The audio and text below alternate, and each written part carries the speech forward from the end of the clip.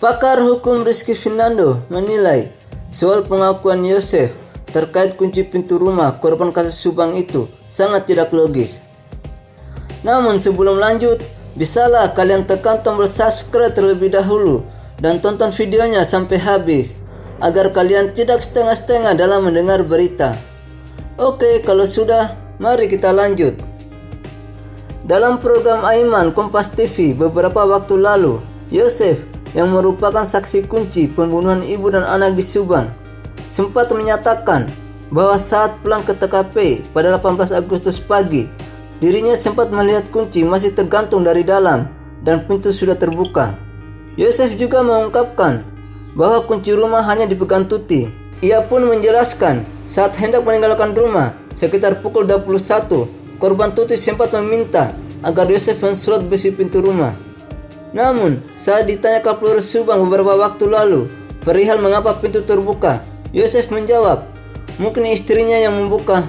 Selain itu, saat memberikan keterangan kepada wartawan yang videonya pernah ditayangkan di Metro TV pada 18 Agustus pagi, Yosef mengungkapkan prasangkanya bahwa kunci rumah kediaman Tuti ada yang ambil.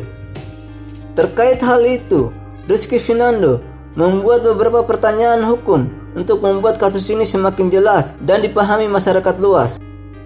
Pertanyaan hukumnya, awalnya kan dia bilang kuncinya ada yang ambil. Diambil siapa? Kok bisa tahu ada yang ambil? Kalau diambil kan berarti kuncinya diambil dari tempat yang biasa disimpan korban. Berpindah tempat lah. Tapi bagaimana bisa pelakunya bisa tahu tempat penyimpanan kunci yang disimpan di tempat biasa? Tapi Yosef juga mengatakan mungkin istrinya membuka pintu. Faktanya, pintu yang terbuka adalah pintu depan dan pintu belakang. Jadi ada dua pintu yang terbuka, ucap Rizky Fernando lewat keterangan tertulisnya Sabtu 23 Oktober 2021. Itu kejanggalan yang sangat luar biasa. Ekstrim banget janggalnya. Buat apa tengah malam korban Tuti buka pintu depan belakang? Juga jadi sangat tidak logis. Sekiranya pun korban ada yang membuka pintu, tapi justru meninggalkan kunci di pintu. Masa tengah malam buka pintu depan dan belakang tapi tak ditutup lagi, dibiarkan saja terbuka? Yang benar saja. Lanjutnya, mengenai ungkapan Yosef yang sempat mengatakan bahwa Tuti kalau tidur pintunya dikunci, Rizky menilai bahwa dalam hal ini berarti korban sangat aware dalam menjaga keamanan rumahnya dan keluarganya. Karena kalau tidur korban mengunci pintu rumahnya.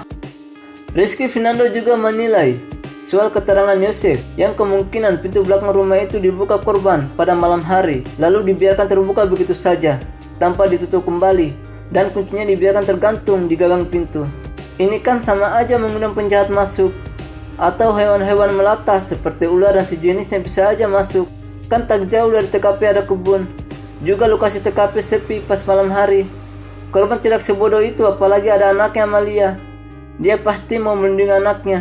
Saya yakin pasti tidak membuka pintu depan belakang lalu dibiarkan saja terbuka, ucap Rizky.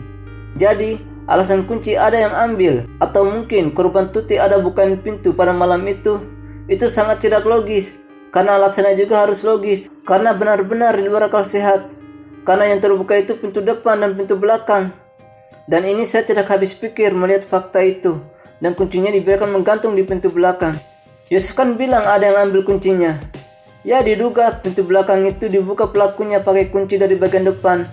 Setelah itu kuncinya diduga dipindahkan ke belakang pintu yang dibuka tadi dan dibiarkan terbuka tengah malam.